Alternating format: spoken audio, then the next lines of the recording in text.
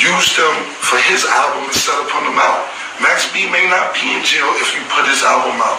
Or Stack Bundles might have got out of Far Rock if he had an album out. Jim never put these people album out. You know what I'm saying? If just, like I said, just think about it. Google it. Do the homework. What artists he put out. I'm not dissing. I'm not dissing at all. I'll sit here and wait for somebody. Tell me if they tell me what album he put out. No? No lies. Shit, crickets. The real crickets are hearing in the back, right?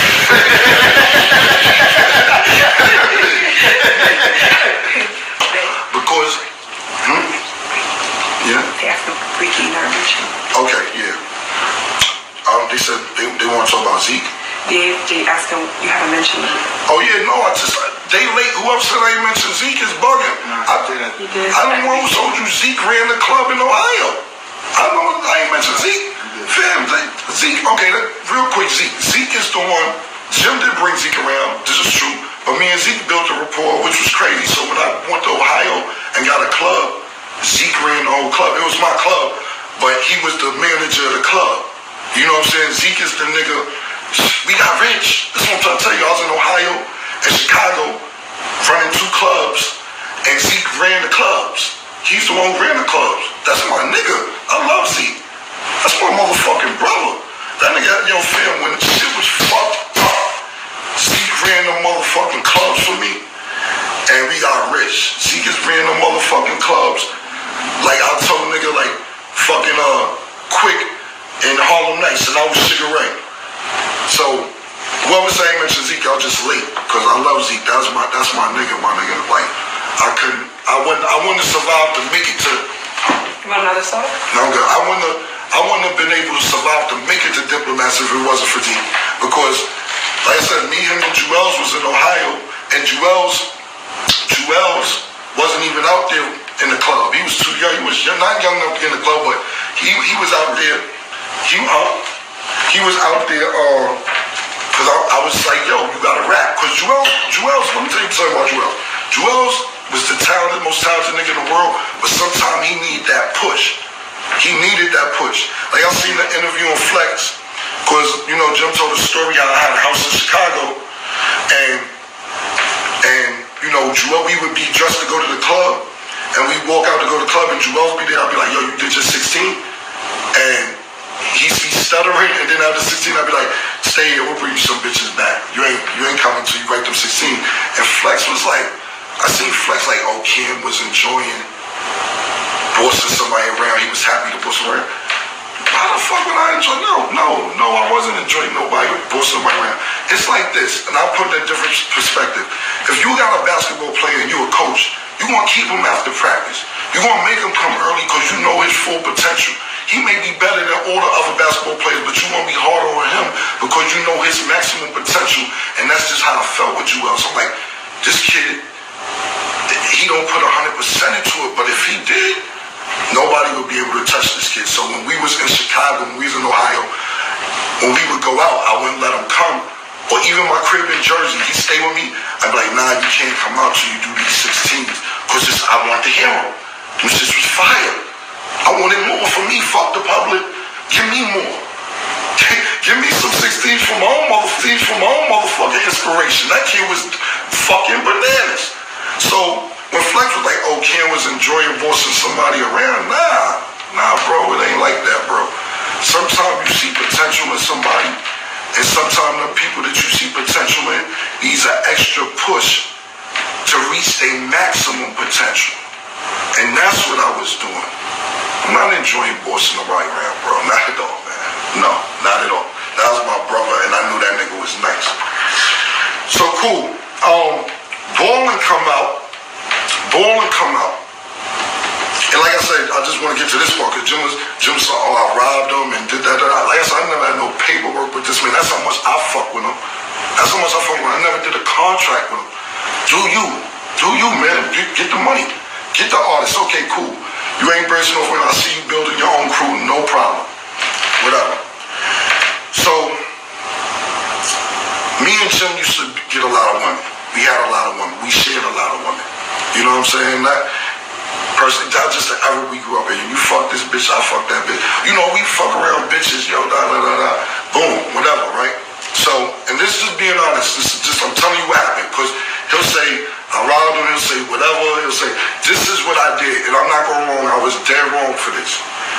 dead fucking wrong, and this is where the whole shit collapsed at. This is where everything went all the way downhill. I'm being totally honest.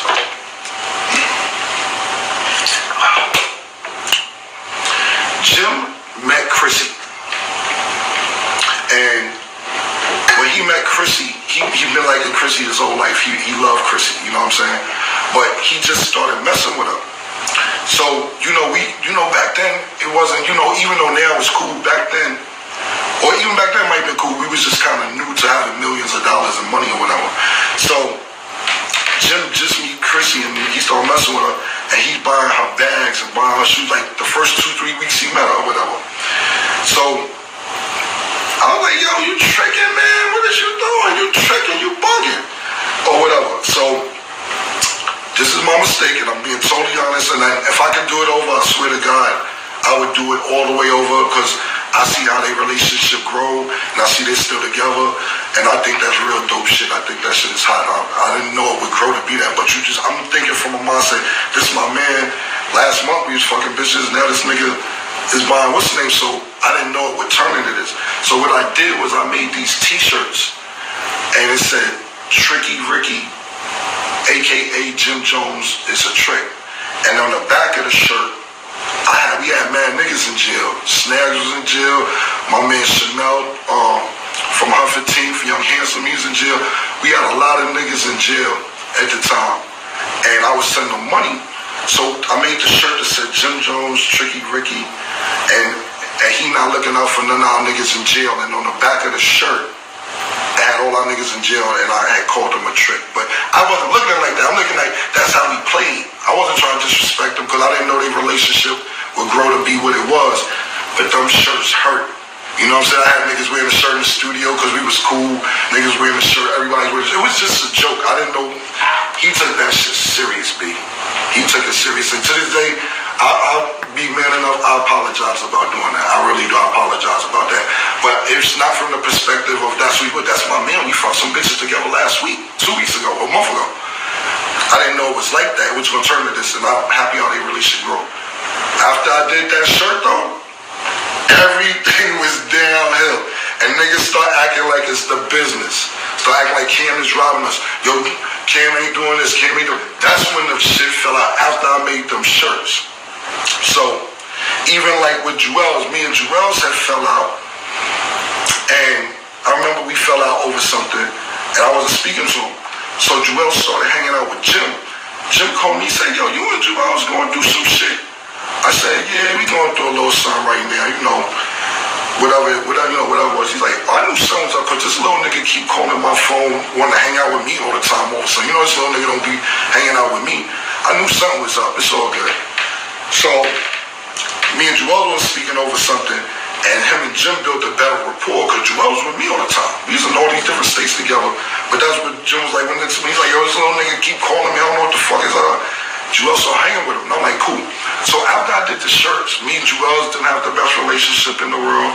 Then I did the shirt, me and Jim's relationship wasn't really doing well. So them niggas started doing shit together, which was fine with me. It didn't matter to me either. That was cool. It was all good. And that's how the relationship between me and Jim Jones went bad. Nobody really knows this though. You know what I'm saying? Cool. I don't have no problem with that. Cool. In my brain, I'm like, let's just keep whatever the problems is covered up so we could get the $125 million that Rockefeller got. Rockefeller got the $125 million. Let's go get the $125 million that them niggas got. Let's get it. If we got problems, so what? Sweep them shit under the rug. Don't tell nobody, whatever. Cool. So, I'm downtown at the club one night. I'm by myself. I'm chilling at the club. Jim is he's a blood at this time. Jim is blood. So I don't know. I'm not a blood. I'm not a gang member. I'm not none of that. I'm just Camron Giles. I'm cool with all the gang niggas, Crips, the Bloods, my niggas, both on both sides. I'm just not a gang member. So Jim got all type of beef or whatever. If he got a problem, cool. Ain't no problem. I got a problem too. I don't know he got a problem with some nigga with True Life. I guess they was beefing or whatever.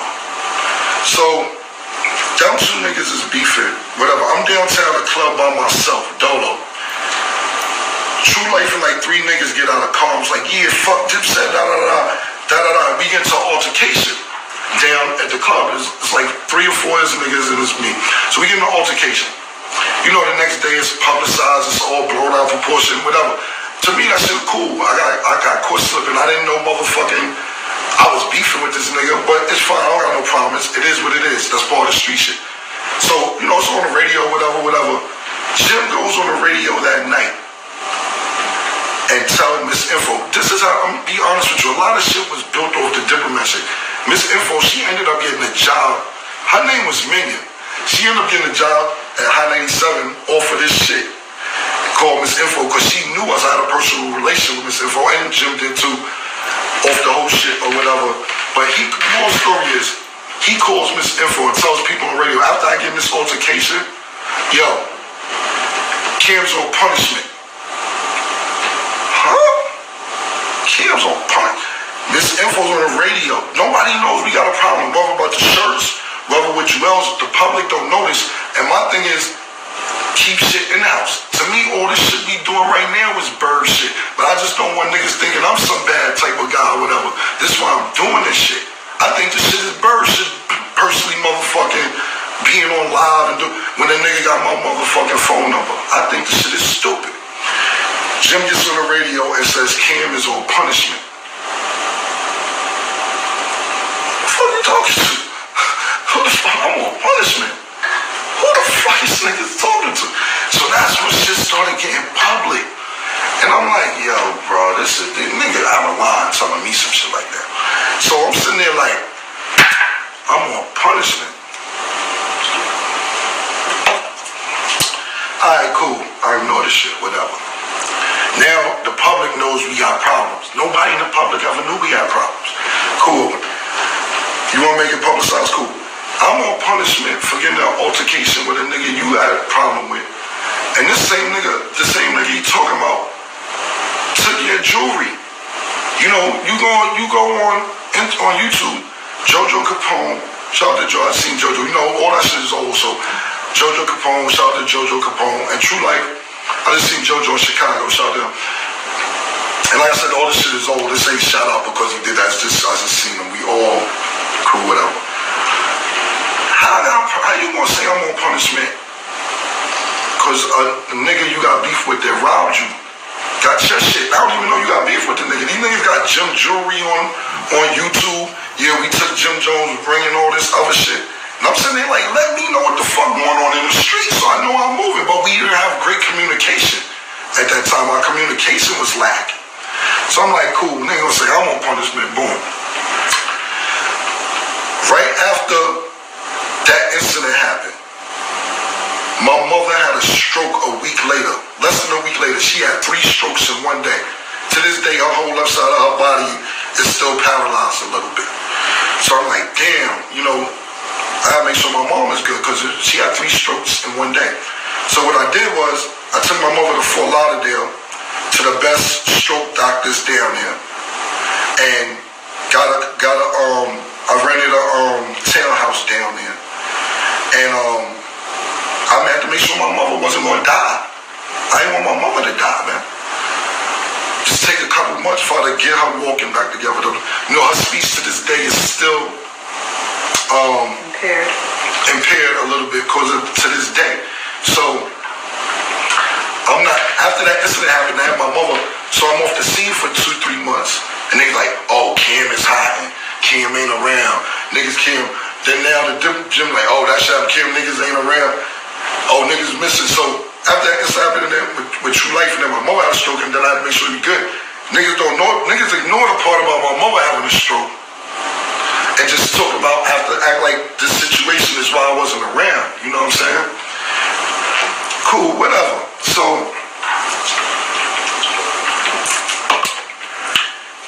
Jim starts getting petty with people. If you hang out with me, he not fucking with you. I'm not on that shit because we got a bunch of mutual friends. We got mad mutual friends. To this day, we still have mutual friends, and I'm not that type of person to be like, oh, if you with Jim, don't hang with me. Like I said, I've known this dude going on 20 years.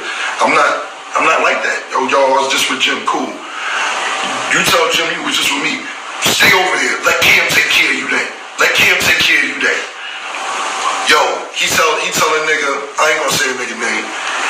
One of our mutual friends was in the studio, not even in my studio. He was in the studio.